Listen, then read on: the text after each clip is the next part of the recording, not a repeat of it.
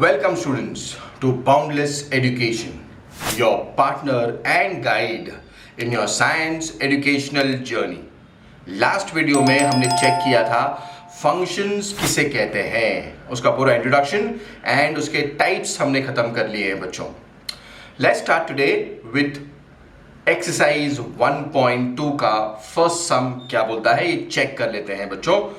So exercise 1.2 first sum is saying show that the function f r to r. अच्छा, ये r to r का मतलब क्या होता है? We already know functions के अंदर दो सेट्स होते हैं, एक को हम डोमेन बुलाते हैं, दूसरे को हम को डोमेन बुलाते हैं. तो r to r defined as f of x is 1 upon x is 1 1 and on 2. दोनों प्रूव करने हैं हमको कि ये 1 1 भी है और on 2 रिलेशन यानी on 2 फंक्शन भी होने वाला है. Where r is a set of all non-zero real numbers. यहाँ पर r का वैल्यू भी दिया है हमको नॉन जीरो, जीरो के अलावा ये सारे के सारे रियल नंबर्स कंसिडर कर सकता है. If this result is true, if the domain is replaced by n, domain को हमने रिप्लेस कर दिया by natural numbers with codomain being the same as R. अपने को ये चेक करना है कि अगर मैंने यहाँ पर आर की जगह पे एन लगा दिया तो क्या रिजल्ट दोनों के लिए सेम आएगा, ये हमको चेक करना है बच्चों. यानी दोनों के लिए क्या रिजल्ट 1 1 एंड ऑन 2 बनने वाला है या नहीं, ये हमको चेक करना है.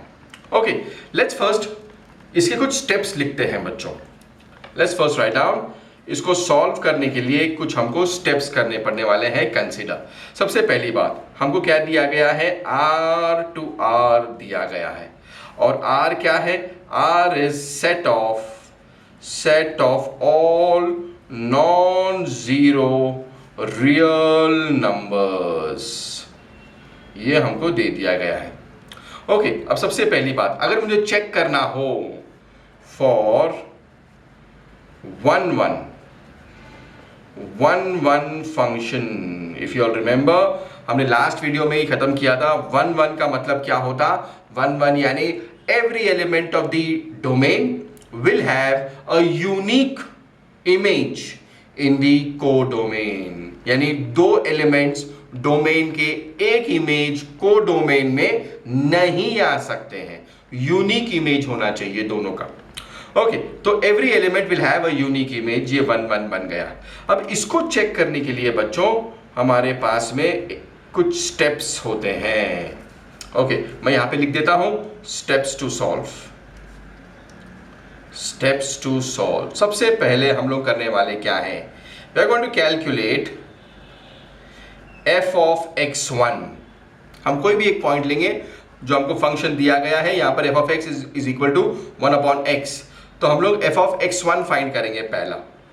दूसरा करेंगे कैलकुलेट f of x2. तो हमने f of x1 कैलकुलेट किया पहले, फिर f of x2 कैलकुलेट किया हमने. फिर तीसरा we are going to put f of x1 is equal to f of x2 and we need to prove x1 is equal to x2. ये तीन steps जो है बच्चों, इनके ऊपर ध्यान रखना है हमको कि बाबा मैं जब भी 1 1 फंक्शन को सॉल्व करूंगा, यानी मैं जितने भी फंक्शंस दिए गए होंगे, अगर मेरे को 1 1 फंक्शन चेक करना है, I am going to follow these 3 steps first. ठीक है, सबसे पहले हम करेंगे क्या, यहां पर हमारे पास में f of x दे दिया गया है एज 1 अपॉन x. Therefore हम करेंगे क्या, हम लोग f of x1 चेक करेंगे. वो क्या मिलेगा, जहां पर मेरे पास में x था वहां पर मैंने क्या किया, मैंने x की जगह पर x1 लगा दिया. दोनों तरफ जहां पर x था वहां पर x1 आ गया. And f of x2 will B 1 upon x2. जहां पर x था वहां पर हमने x2 लगा दिया. तो f of x1 is 1 upon x1, f of x2 is 1 upon x2 here. अब करेंगे क्या, put f of x1 equal to f of x2. Therefore 1 upon x1 will be equal to 1 upon x2. Therefore x2 will be equal to x1।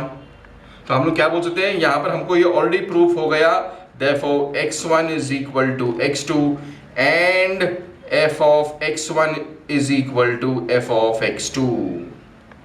तो यहां पर जैसे ही मेरे पास में यहां पर x1 का वैल्यू x2 से मिल गया, हम लोग क्या बोल सकते हैं, therefore this function is one function, because हमारे पास में ये हमने प्रूफ कर दिया कि यहां पर मेरे पास में x1 का वैल्यू x2 से मिल गया और f of x1 is equal to f of x2। जैसे ही ये प्रूफ हो जाता है, this function becomes a one function। Going ahead students, अभी चेक कर लेते हैं हमारा सेकेंड पार्ट, क्या ये ऑन टू फंक्शन है क्या। फॉर ऑन टू फंक्शन, अब if you remember onto function क्या था, कोडोमेन इज फुल्ली ऑक्यूपाइड। इसका मतलब क्या था, सारे के सारे elements in the codomain will have a preimage in the domain. हर कोई वहां पर एसोसिएशन में रहेगा।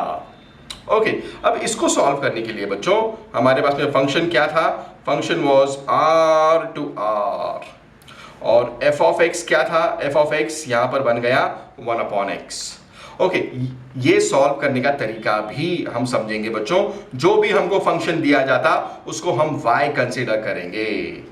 तो late f of x be equal to y such that y belongs to r, therefore y is equal to 1/x। हम क्या बोलेंगे, therefore ये जाएगा ऊपर, x becomes 1/y।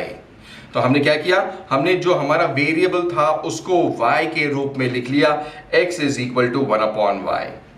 अच्छा, r क्या था, एक चीज याद रखेंगे बच्चों, r is a set of all non-zero real numbers, ये भूलेंगे नहीं बच्चों। तो अगर मैंने यहां पर जीरो कंसिडर किया, तो x का वैल्यू भी नहीं आएगा, लेकिन apart from zero x will be applicable for all real numbers. यानी हम ऐसा भी बोल सकते हैं, thus we can say that for y not equal to zero, हमको ये कंडीशन दिया गया था बच्चों, नॉन जीरो रियल नंबर, अगर मैं जीरो नहीं लेता हूं x बिलोंग्स टू r। यानी अगर मेरे पास में जीरो नहीं है तो x का वैल्यू कोई सा भी रियल नंबर हो सकता है।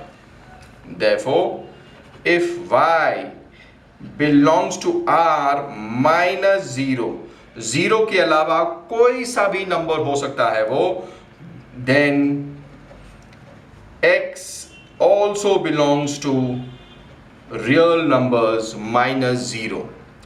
तो we can consider any value of y apart from 0। यानी रियल नंबर के सेट से अगर मैंने 0 हटा दिया तो y का वैल्यू कुछ भी नंबर हो सकता है, कोई सा भी नंबर हो सकता है 0 के अलावा, then x का भी हमको वैल्यू मिल जाएगा which will also be real apart from being 0। तो 0 के अलावा हमको दोनों के लिए ये एप्लीकेबल हो रहा। therefore for every y belonging to r there exists x belonging to r, therefore y that is f of x, that is f is a onto function। ये एक डेफिनेटली onto फंक्शन बन गया। Okay students, तो जल्दी से इसको revise कर लेते हैं बच्चों। ये तरीका कैसा है, जो भी हमको दिया गया था, जो f of x था उसको y कंसिडर किया, फिर y को लिखा इन टर्म्स ऑफ x, फिर x को लिखा in terms of y, and then हमने चेक किया क्या y और x जो हमको रिलेशनशिप दिया गया था वो दोनों सेटिस्फाई करते हैं क्या। तो अगर दोनों सेटिस्फाई करते हैं तो ऑनटू फंक्शन बन जाता है। ओके, तो ये दोनों बन गया। therefore this function is 1 1 1 as well as an onto function।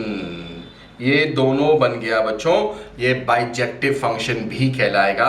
1 भी है, onto भी है। 1 के लिए हमने 3 स्टेप्स लिखे थे, वो फॉलो करना है। और सेकंड के लिए, onto के लिए, we got to express f of x as y, फिर y को लिखेंगे as in terms of x, फिर x को लिखेंगे इन टर्म्स ऑफ y, और फिर चेक करेंगे जो रिलेशन दिया गया है ये दोनों के लिए एप्लीकेबल है या नहीं है। ओके, अब बढ़ते हैं आगे। हमको जो सेकेंड पार्ट दिया गया है सम का बच्चों, यहां पर ये बोला गया था if this result is true, यानी ये रिजल्ट तो ट्रू हो गया। If the domain R is replaced by N, यानी आर की जगह पर अभी एन आ जाएगा लेफ्ट हैंड साइड में, with the codomain being the same as R. तो हमको सेम तरीके से वापस चेक करना होगा, सिर्फ यहां पर आर की जगह पर एन आ जाएगा। अभी इसको मैं लिख लेता हूं बच्चों। ओके, अब सेकेंड पार्ट कर लेते हैं इसका। Here the domain R is replaced by N and codomain remains as r।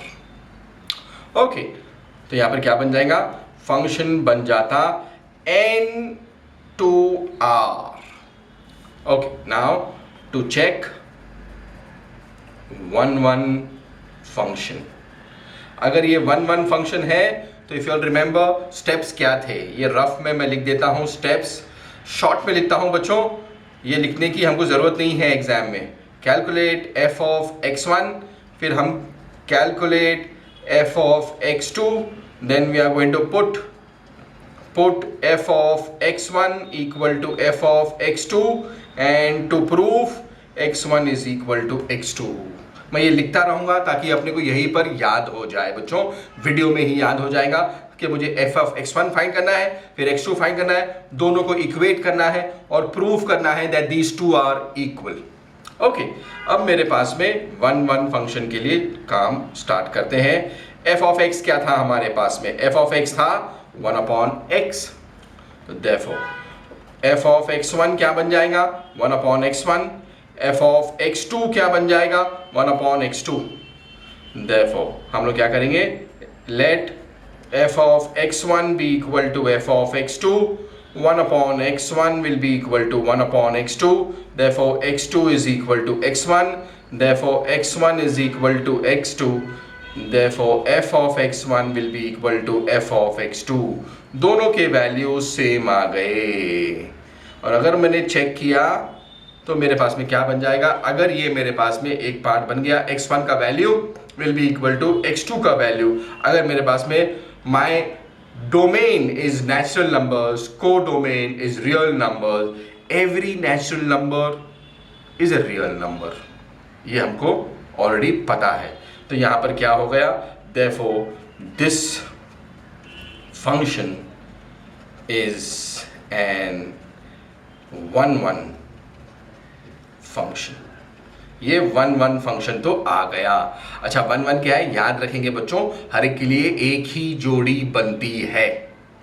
Now let's check for onto। To check onto function, अब मेरे पास में f क्या था, fn to r था, f of x मेरे पास में बन गया था 1/x। अब हमको पता है हम लोग क्या करेंगे, let f of x be equal to y consider करेंगे। तो y लिखा हमने एज 1/x, तो हम लोग x बनाएंगे इन टर्म्स ऑफ y। अब ध्यान रहे बच्चों, अब मुझे प्रूफ क्या करना है, यहां पर मैं लिख दूंगा such that y belongs to r। ध्यान रहे बच्चों, जो यहां पर फंक्शन रहता है that is always the codomain. मेरे पास जो x है वो हमेशा डोमेन से बिलोंग करेगा। ओके, अब हम लोग चेक कर लेते हैं, since y is a real number, y एक रियल नंबर है, ध्यान रहे y can be any real number except 0। Zero के अलावा मैं कोई सा भी वैल्यू वहां पर रख सकता हूं। Therefore if y is equal to मान लो 4, y का वैल्यू 4 हो सकता है। देयरफॉर x क्या बन जाएगा, x बन जाएगा 1/4 which is not a natural number. तो y जो है ये कोई सा भी रियल नंबर हो सकता। अगर मैंने यहां पर वैल्यू डाल दिया, नेचुरल नंबर्स के अंदर कभी भी रेशियो रैशनल नंबर्स नहीं आते, it does not belong to natural number. तो क्या हो जाएगा, देयरफॉर ये रिलेशन सेटिस्फाई नहीं हो पाया। Therefore this function is not an onto function. हमको ये प्रूव करना था बच्चों कि फॉर एवरी रियल नंबर मेरे पास में x नेचुरल नंबर बन सकता था। ऐसा नहीं हो पाया, since for every real number of y x is not a natural number, x is not a natural number। Therefore ये ऑन टू फंक्शन नहीं हो पाया बच्चों। जो फर्स्ट सम में हमने किया था, जो फर्स्ट पार्ट में हमने किया था, अगर मैं आपको बताऊं, जो फर्स्ट पार्ट में हमने किया था वो दोनों के हिसाब से था कि y belongs to r, x also belongs to r। इसमें जीरो नहीं आएगा तो इसमें भी जीरो नहीं आएगा, बोथ बिलोंग्स टू r, और यही हमारा कंडीशन भी था। यहां पर क्या हुआ, यहां पर कंडीशन सेटिस्फाई नहीं होता। अगर मैंने कोई सा भी यहां पर नंबर ले लिया, यहां पर ये नेचुरल नंबर नहीं बन सकता। सारे के सारे real numbers can not be natural numbers. जैसे यहां पर हमारे पास में बड़ा इजी था, यहां पर भी रियल है, यहां पर भी रियल है, तो every real number is a real number हमको मिल गया था। दोनों के अंदर जीरो नहीं आ रहे थे। गोइंग अहेड स्टूडेंट्स, चेक करते हैं सेकेंड सम क्या बोलता है। हमको चेक करना है यहां पर, check the injectivity and surjectivity of the following functions. हमको यहाँ पे दिया है n to n, natural numbers ही है दोनों तरफ, यानी डोमेन भी नेचुरल नंबर है और डोमेन के साथ में जो को डोमेन है वो भी नेचुरल नंबर है। हमको फंक्शन भी दे दिया गया है f of x is equal to x square. Mark this some as important बच्चों, बहुत बार एग्जाम में ये आया है। ओके, अब चेक कर लेते हैं बच्चों कि अब सब्जेक्टिविटी इंजेक्टिविटी का मतलब 1-1 फंक्शन था, यानी the every element of domain will have a unique image in the codomain। अब हमको ये ऑलरेडी पता है बच्चों, इसको सॉल्व कैसे करना है। Let's check. टू चेक अगर मुझे चेक करना है इंजेक्टिविटी। अब इंजेक्टिविटी को सिंपल तरीके से 1-1 फंक्शन भी बुलाते हैं। अगर इंजेक्टिविटी है तो वो 1-1 भी हो जाएगा। स्टेप्स हमको पता है already. Calculate f of x1, second वाला calculate f of x2, then we are going to put f of x1 will be equal to f of x2, and हमारे पास में क्या आ जाएगा, मेरे पास में I also have to prove x1 will be equal to x2। ये होते ही हम लोग क्या बोलेंगे, this function is a 1-1 function. Check कर लेते हैं। यहां पर हमको क्या दिया गया था, f natural numbers to natural number, यानी डोमेन में भी नेचुरल, को डोमेन में भी नेचुरल। ओके, तो f ऑफ x क्या दिया है, x square. f of x1 क्या बन जाएगा, x1 का square, and f of x2 क्या बन जाएगा, x2 का whole square. Let f of x1 be equal to f of x2, तो x1 का square will be equal to x2 का square, therefore x1 will be plus or minus x2। ध्यान रहे बच्चों, जब भी हम स्क्वायर रूट लेंगे fundamentally it has to be only plus and minus, दोनों आएंगे, दोनों कंसिडर करेंगे हम लोग, प्लस भी कंसिडर करेंगे, माइनस भी कंसिडर करेंगे। लेकिन यहाँ पे तो नेचुरल नंबर्स हैं, since x1 and x2 belongs to natural numbers, तो नेगेटिव तो आएगा ही नहीं। therefore what we can say, x1 will be equal to x2, therefore f of x1 will B F of x2। हमको जो prove करना था ये आ गया। जब दोनों साइड में अगर मैं ड्रॉ भी कर लूं बच्चों, यहां पर भी सारे नेचुरल नंबर्स हैं, नेचुरल नंबर्स, और यहां पर भी सारे नेचुरल नंबर्स हैं हमारे पास में। दो ऐसे सेट हैं हमारे पास में, सेट ए सेट बी। तो अगर मेरे पास में सारे के सारे नेचुरल नंबर्स है, every element here will definitely have some और द अदर। यहाँ पर यूनिक इमेज बन सकता है बिकॉज दोनों के फंक्शंस भी सेम हो गए, x1 will be equal to x2। Therefore we can say this is an injective function. ये एक इंजेक्टिव फंक्शन बन जाएगा, और इंजेक्टिव क्या, 1 1 डेफिनेटली बन जाएगा। इंजेक्टिव का मतलब ही होता 1 1 फंक्शन। To check surjectivity. अब सर्जेक्टिविटी को हम क्या बोलते हैं, हम लोग बुलाते हैं ऑनटू फंक्शन। सर्जेक्टिविटी का मतलब ही होता ऑनटू फंक्शन। अब ऑन टू फंक्शंस के लिए हम क्या बोलते हैं कि domain should be fully occupied, codomain should also be fully occupied. Okay, यहां पर हमारे पास में क्या है, एफ ऑफ एक्स क्या था, एक्स स्क्वायर था। हम लोग क्या बोलेंगे, let f of x be equal to y. हमको क्या दिया गया था, हमको यहां पर बोला गया था कि n टू n, हमारे पास में जो फंक्शन था वो n to n था। Okay, therefore y will be equal to x square, तो x square will be equal to y। therefore x क्या बन जाएगा, हमारे पास में प्लस और minus square root of y। यहाँ पर गड़बड़ हो सकती है बच्चों, अगर मैंने यहाँ पर कोई सा भी नेचुरल नंबर ले लिया, ये नेचुरल नंबर नहीं होगा।